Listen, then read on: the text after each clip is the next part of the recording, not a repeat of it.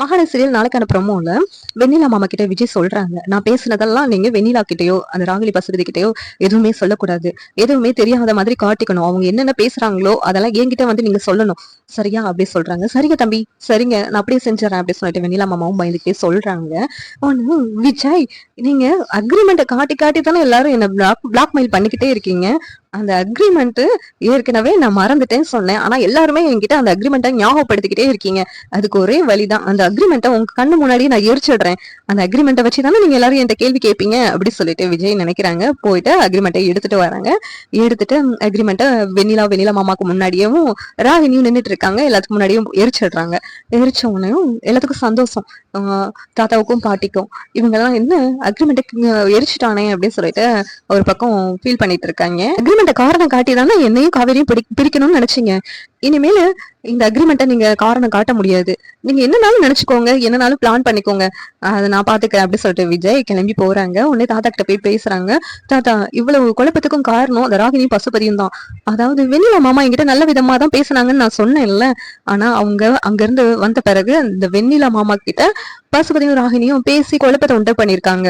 விஜய் இல்லைன்னா அவங்க பொண்ணுக்கு பைத்தியம் பிடிச்சிரும் அப்படின்னு சொல்லி குழம்பி விட்டதுனாலதான் வெண்ணிலா மாமா வந்து இப்படி இவ்வளவு தூரம் வந்து நம்ம கிட்ட சண்டை போட்டு இவ்வளவு தூரம் பண்ணிருக்காங்களே. அவ பொண்ணு இந்த வீட்டுலதான் வாழுதே, இந்த வீட்டுக்கு அசிங்கம் ஏற்பட்டா அவங்களுக்கு அசிங்கம் ஏற்பட்ட மாதிரி கொஞ்சம் கூட யோசிக்க மாட்டாங்களா அப்படி சொல்லிட்டு தாத்தா சொல்றாங்க.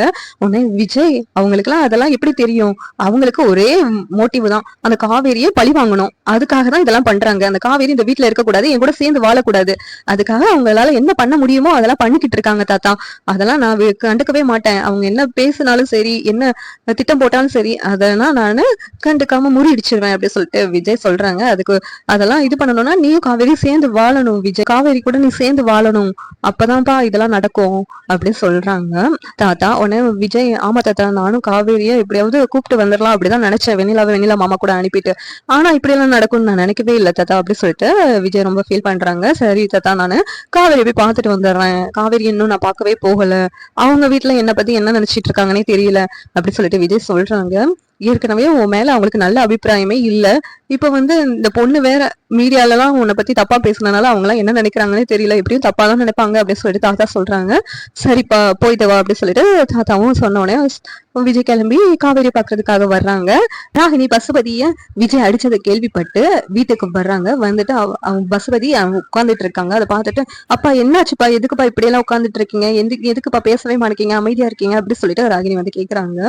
அம்மா, இத்தனை நாள் அந்த காவேரி தான் எனக்கு எதிரியா இருந்தா, இனிமேல் அந்த விஜயும் தான் எனக்கு எதிரி, அந்த காவேரியோட சேர்ந்ததுனால இல்லம்மா, இன்னைக்கு அவன் நடந்துகிட்ட விதத்தை பார்த்து எனக்கு இன்னும் மனசே ஆறல, அவனை சும்மாவே விடக்கூடாது அப்படின்னு சொல்லிட்டு பசுபதி சொல்றாங்க. அந்த வெண்ணிலாவை மறுபடியும் தூண்டி விடணுமா, ஏதாவது பெரிய பெரிய வழியா அவனுக்கு கொடுக்கணும் அப்படின்னு சொல்லிட்டு நினைக்கிறாங்க. அது சரிங்கப்பா, அடுத்து நம்ம அவனை பாத்துக்கலாம், நம்ம வெண்ணிலா வந்து நம்ம பேச்ச கேட்கற மாதிரி தானே இருக்கிறாங்க, அவங்கள வச்சு நம்ம அடுத்து போலீஸ்ல வேணா கம்ப்ளைண்ட் கொடுக்கலாம்ப்பா அப்படி சொல்றாங்க. போலீஸ்ல கம்ப்ளைண்ட் கொடுத்தா அவன் பெரிய ஆளா இருக்கானேமா, அவன் எப்படினாலும் போலீஸ்ல உள்ளவங்கன்னா தெரிஞ்சவங்களா இருப்பாங்க, அதனால பெரிய பிரச்சனை ஆகாம அவன் வெளியில வர்றதுக்கும் வாய்ப்பு இருக்கே அப்படி சொல்றாங்க. ஆமாப்பா, என்கிட்ட அவனுக்கு எதிராக ஆதாரம் எல்லாம் இருக்குப்பா, அவன் வெண்ணிலா கூட பேசுனது எல்லாமே வந்து நான் வீடியோ எடுத்து வச்சிருக்கேன், அதை வச்சு போலீஸ்ல கம்ப்ளைண்ட் கொடுக்கலாம்ல அப்படின்னு சொல்றாங்க. சரிங்கம்மா, அந்த வெண்ணிலா பொண்ணு கிட்ட நம்ம பேசுவோம், அந்த அவங்க வெண்ணிலா மாமா கிட்டையும் அவங்க கிட்ட சொல்லிதான் அவங்கதான் கம்ப்ளைண்ட் கொடுக்கணும் அப்படின்னு சொல்லிட்டு பசுபதியும் முடிவு பண்றாங்க. உடனே வெண்ணிலா மாமா வந்து பசுபதி சொன்னதெல்லாம் அப்படியே விஜய் கிட்ட சொல்றாங்க. ஓ, இப்படி எல்லாம் முடிவு பண்றாங்களா, முடிவு பண்ணட்டும் என்னன்னாச்சும் பண்ணட்டும், நான் பாத்துக்கிறேன் அப்படின்னு சொல்லிட்டு விஜய் வந்து ரொம்ப தைரியமா சொல்லிக்கிட்டு இருக்காங்க. விஜய் காவேரி பாக்குறதுக்காக வீட்டுக்கு வராங்க. அங்க ஹவுஸ் ஓனர் வாசல்ல நின்றுட்டு இருக்காங்க. என்னடா அம்பி, நான் உங்ககிட்ட ஒண்ணு கேட்கணும்னு நினைச்சேன், உன் பேரெல்லாம் நியூஸ்ல வந்துகிட்டு இருக்கு, என்னதான் பிரச்சனை, ஏதோ பிரச்சனை 10 நாள்ல வரேன்னு சொன்னேன், இதான் அந்த பிரச்சனையா அப்படின்னு சொல்லிட்டு, அதுவும் இல்லாம ஏற்கனவே உனக்கு உன் பொண்டாட்டிய பிரிஞ்சு இருக்குன்னு சொன்ன, இப்ப வேற ஒரு பொண்ணு வேற உன்னை ஏமாத்திட்டான்னு சொல்லுது, இங்க வேற இந்த பொண்ணை கல்யாணம் பண்ணணும்னு சொல்ற, என்னதான் எத்தனைதான் உனக்கு பொண்ணுங்களை பழக்கம் அப்படின்னு சொல்லிட்டு ஹவுஸ் ஓனர் கேக்குறாங்க.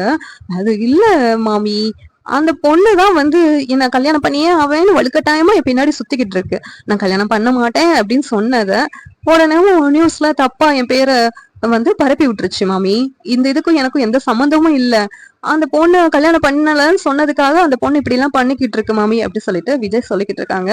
என்னடா அம்பி, சின்ன பிள்ளை மாதிரி சொல்லிக்கிட்டு இருக்க? ஆமா மாமி, என் பொண்டாட்டி என்னை விட்டு கோச்சிட்டு பிரிஞ்சுதான் போனாலும் போனா, என் பின்னாடி பொண்ணுங்களா வர்றாங்க, நான் என்ன பண்ணேன் அப்படின்னு சொல்லிட்டு விஜய் விளையாட்டுக்கு சொல்லிக்கிட்டு இருக்காங்க. உடனே உன் மாமி, என்ன நம்பி எனக்கு நம்புற மாதிரி எந்த பதிலும் கிடைக்க மாட்டேங்குது, அதுவும் இல்லாம இந்த வீட்டுக்கு எதுக்கு வந்தாங்க அப்படின்னு சொல்லி கேக்குறாங்க. உடனே இந்த வீட்டுல உள்ளவங்களும் உனக்கும் அந்த பொண்ணுக்கும் எந்த சம்மந்தமும் இல்ல அப்படின்னு வேற சொன்னாங்க. இந்த வீட்டுல எதுக்கு வரணும் அப்படின்னு சொல்லி கேட்கும்போது, நான் இந்த பொண்ணை கல்யாணம் பண்ணணும்னு நினைச்சேன்ல, அதனால அதை தெரிஞ்சுட்டு வந்திருப்பாங்களோ என்னமோ அப்படின்னு சொல்லிட்டு விஜய் பதில் சொல்றாங்க. அவங்க ஏதோ சொல்றேன், ஆனா இந்த நியூஸ் இந்த மாதிரி எல்லாம் வீட்டுக்கு வந்தா என் ஆத்துக்கு தான் நல்லது கிடையாது, அப்படி எல்லாம் இனிமேல் எதுவும் வரக்கூடாது, அப்படி எதுவும் வர்ற மாதிரி கேள்விப்பட்டேன், நீ வந்து இந்த வீட்டை காலி பண்ணிடு அப்படின்னு சொல்லிட்டு மாமி சொல்றாங்க. உடனே விஜய், சரிங்க மாமி, இனிமேல் யாரும் அப்படி எல்லாம் வரமாட்டாங்க, நான் எல்லாத்தையும் பாத்துக்கிறேன் அப்படின்னு சொல்லி விளையாட்டா சொல்லிட்டு போறாங்க. மேத்துக்கு போகும்போது காவேரி வெளியில இருக்காங்களான்னு எட்டி பாக்குறாங்க. வெளியில இல்ல. உடனே சரி காவேரிக்கு கால் பண்ணலாம் அப்படின்னு சொல்லிட்டு கால் பண்ணி பாக்குறாங்க. உடனே காவேரியும் போனை எடுக்க மாட்டாங்க அவங்க அம்மா இருக்கிறதுனால. சரி, அவங்க வீட்டுல இருந்தா பேச மாட்டா, ஆனா நான் தான் பேசணும்னு எதிர்பார்க்கிறேன் அப்படின்னு சொல்லிட்டு விஜய் நினைக்கிறாங்க. வெண்ணிலா மாமாவும் போலீஸ்ல போயிட்டு விஜய்க்கு எதிராக கம்ப்ளைண்ட் பண்றாங்க. விஜய் வந்து என்னை ஏமாத்திட்டாரு, எனக்கு நியாயம் கிடைக்கணும் அப்படின்னு சொல்லிட்டு வெண்ணிலா சொல்லிக்கிட்டு இருக்காங்க. உடனே விஜய் கூப்பிட்டு விசாரிக்காங்க. இல்ல, நான் இந்த பொண்ணை ஏமாத்தல, இந்த பொண்ணோட பழகுனதெல்லாம் உண்மைதான், அந்த பொண்ணு பொய் சொல்லுது அப்படின்னு சொல்லிட்டு விஜய் சொல்லி பாக்குறாங்க. ஆனா விஜய்க்கு எதிராக நிறைய ஆதாரத்தை அவங்க கிரியேட் பண்ணி விஜய்க்கு எதிராக கொடுக்குறாங்க. உடனே விஜய் அந்த பொண்ணை கல்யாணம் பண்ணி ஆகணும் அப்படின்னு சொல்லிட்டு அவங்க சொல்றாங்க. சரின்னு சொல்லிட்டு விஜயும் நம்ம பாத்துக்கலாம் இந்த பிரச்சனையை அப்படின்னு சொல்லிட்டு வேற விதமா விஜய் வந்து மூவ் பண்றாங்க.